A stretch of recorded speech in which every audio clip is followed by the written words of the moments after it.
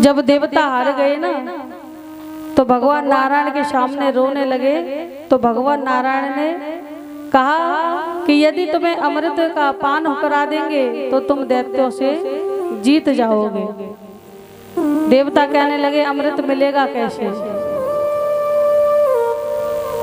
कहा अमृत पाने के लिए समुद्र मंथन करना पड़ेगा। तो वासुकी नाग को रस्सी बनाया, मंदराचल पर्वत को रही बनाया और समुद्र मंथन के लिए दैत्य और देवता इकट्ठे हुए। तो जिनकी बुद्धि दैत्यों जैसी होती है, झगड़ालू, उनमें दिमाग केवल झगड़ा करने का होता है, सयानापन दिखाने का होता है और वो बल से काम लेते हैं, बुद्धि से नहीं लेते। देवता सोचने लगे अगर हम इस नाग को मुख के तरफ पकड़ेंगे तो इसके मुख में से जहर की अग्नि निकलेगी, तो ये हमारे लिए सही नहीं है। तो देवताओं ने दिमाग लगाया, सोचने लगे कि दैत्य हमेशा उल्टे चलते हैं, उनको आगे चलने की कहो तो पीछे चलते हैं। ऐसा करते हैं कि हम पहले मुख की तरफ खड़े होंगे और दैत्यों को कहेंगे पूंछ पकड़ के आप खड़े हो जाओ, तभी मंथन करेंगे। तो देवता जोर डालने लगे मुख की तरफ पकड़ने के लिए। तो दैत्यों ने सोचा इनका कोई लाभ होगा, फायदा होगा, अपने फायदे की बात पहले सोचते हैं देवता। तो दैत्य बोले नहीं नहीं, आप मुख की तरफ नहीं जाएंगे, हम खड़े होंगे। देवताओं ने सोचा बन गई बात, चलो भैया ठीक है, जैसी तुम्हारी इच्छा। तो आज मंदराचल पर्वत को रही बना करके जब समुद्र मंथन करने का समय आया, सभी देवता खड़े हैं, भगवान नारायण, भगवान शिव देखने लगे। तो मंदराचल पर्वत को जैसे ही समुद्र में छोड़ा मंथन करने के लिए तो पर्वत डूबने लगा। पर्वत डूबने लगा तो उसी समय नारायण भगवान ने समाधान निकाला और विशाल कच्छप का रूप धारण किया है। बोलिए कच्छप भगवान की। समुद्र मंथन में भगवान के कई अवतार हुए। कच्छप बनकर के भगवान अपने ऊपर मंदराचल पर्वत को धारण करते हैं। समुद्र मंथन होने लगा तो सबसे पहले उसमें से विष निकला और ऐसा हलाहल विष कि यदि उसको जमीन पर डाल दिया जाए तो सब कुछ नष्ट हो जाए। सब याद करने लगे भगवान भोलेनाथ को। भगवान भोलेनाथ भोले हैं ना, इसलिए सारा काम जोखिम उठाने का उन्हीं को दे दिया जाता है। बोले वृंदावन बिहारी लाल की। तो भगवान भोलेनाथ ने जन कल्याण के लिए उस पूरे विश्व को अपने कंठ में धारण कर लिया। उसी दिन से भगवान नीलकंठ कहलाने लगे। बोले नीलकंठ भगवान की जय। नाना प्रकार के रत्न निकले, कामधेनु गाय, चंद्रमा,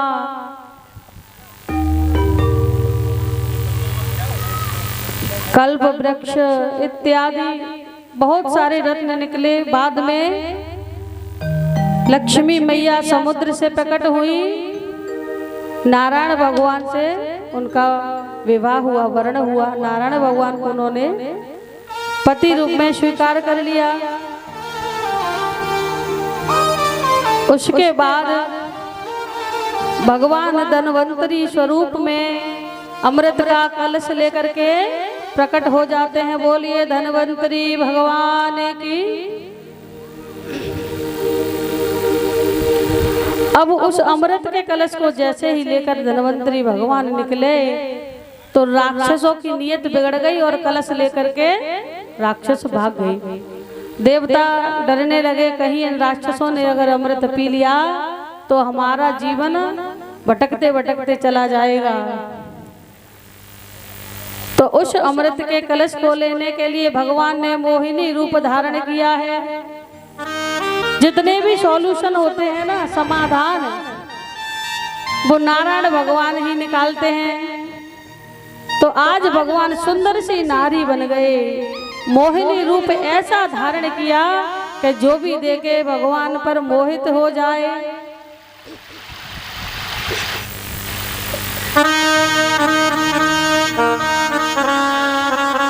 तो आज भगवान मंद मंद मुस्कुराते हुए धीरे धीरे छम छम छम करते हुए दैत्यों के पास गए, मीठी मीठी बातें करने लगे। अरे तुम तो कितने समझदार हो,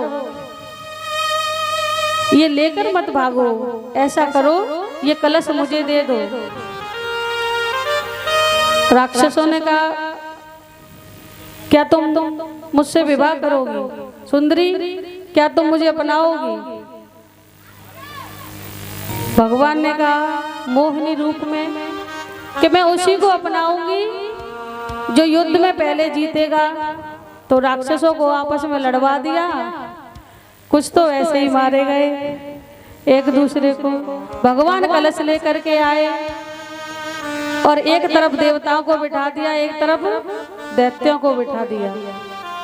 तो पहले भगवान देवताओं को अमृत का पान कराने लगे। जब देवताओं को अमृत पिलाने लगे तो दैत्यों ने सोचा कहीं ऐसा न हो हमारे तक आते आते अमृत खत्म हो जाए। तो एक दैत्य भगवान देवताओं के बीच में अपना रूप बदल के बैठ गया। जब भगवान अमृत पिलाते पिलाते उसी दैत्य के पास पहुंचे, अब देवता का स्वरूप बना करके बैठा है। ध्यान दें और कथा में ध्यान दें, इधर उधर की बातों में ना, आपका ध्यान भटकता बहुत है। बोली वृंदावन बिहारी लाल की। तो उस दैत्य ने देवता का रूप धारण कर लिया, भगवान को पता नहीं चला। जैसे ही अमृत पिलाया एकदम से स्मरण हुआ भगवान को कि ये तो दैत्य है। तो उठा करके अपनी उंगली को सुदर्शन चक्र चला दिया है। बोलिए नारायण भगवान की जय हो। अब उस दैत्य ने अमृत पान किया, वैसे ही भगवान ने चक्र चला दिया। तो लेकिन अमृत का असर तो हो ही गया, उसकी गर्दन को धड़ से अलग कर दिया। तो जो राहु और केतु बने वो उसी राक्षस का प्रभाव है। बोली वृंदावन बिहारी लाल की। अब देवता अमृत पी के राक्षसों से युद्ध करने लगे, दैत्यों से युद्ध करने लगे। तो देवता जीत गए। अब देवता दोबारा जीत गए तो राक्षसों को बहुत बुरा लगा। कहा देवताओं ने हमारे साथ छल किया है। शुक्राचार्य जी को क्रोध आ गया। वो कहने लगे इस प्रकार तो हार मानने वालों से हम नहीं हैं। लेकिन ध्यान रखना,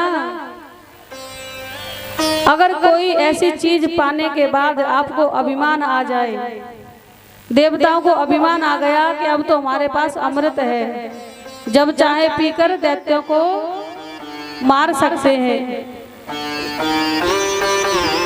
अभिमान एक ऐसा जहर है, ऐसी अग्नि है जो सब कुछ जलाकर भस्म कर देता है।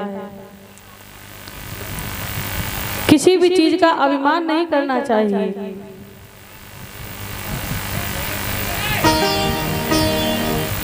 आज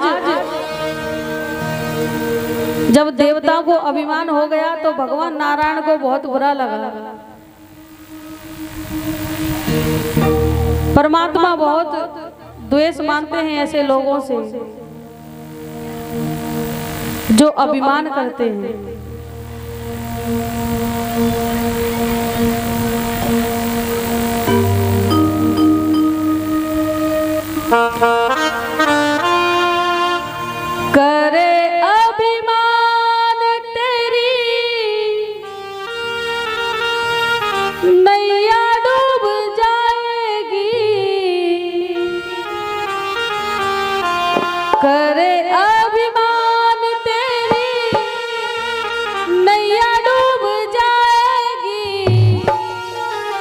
ले ले श्याम नाम तो किनारे लग जाएगी। ले ले श्याम नाम तो किनारे लग जाएगी। ले ले श्याम नाम तो किनारे लग जाएगी। हाँ ले ले श्याम नाम तो किनारे लग जाएगी। सीताराम सीताराम सीताराम कहिए। सीताराम सीताराम सीताराम कहिए। चाहे वेद राखे राम ताहि वेद रहिए। चाहे वेद राखे राम ताहि वेद रहिए। सीताराम सीताराम सीताराम कहिए। सीताराम सीताराम सीताराम कहिए। चाहे वेद राखे राम ताहि वेद रहिए। ओ जाए वेद राखे राम ताहि वेद रहिए। जय हो।